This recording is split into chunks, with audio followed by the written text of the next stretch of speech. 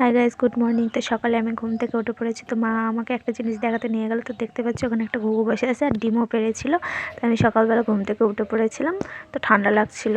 তো সকালবেলা তো মা রান্না করতে বসে গেছিলো। আমাদের বাড়িতে শীতের দিনে সকাল সকালই প্রতিদিন রান্না হয়, উনুনের মধ্যেই আমরা রান্না করি।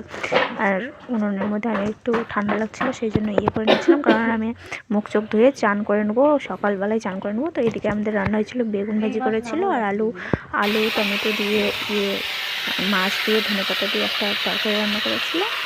এই কটাই করেছিল। আর আপনারা যদি ওই রেসিপিটা না দেখে থাকেন তো আগের দিনের রেসিপিটা তো দেখে আসবেন বট ভিডিওতে গিয়ে। আর এখানে আমি মুখ ধুয়ে নিচ্ছি, সকালবেলা উঠে পড়েছি। তো রান্না হয়ে গেছে, আমি চান টান হয়ে গেছে। তো এখানে খেতে বসে পড়েছি। আমি ততক্ষণে খাওয়া দাওয়া করি। আর যদি আমার এই ভিডিওটা ভালো লাগে, মিনি ব্লগ যদি দেখতে ভালো লাগে, অবশ্যই কমেন্ট করে বলবেন। আর ভিডিওটা কেমন হয়েছে সেটাও বলবেন। আর চ্যানেলটাকে সাবস্ক্রাইব করে দেবেন। দেখা হচ্ছে নেক্সট ভিডিওতে। Tata, bye bye.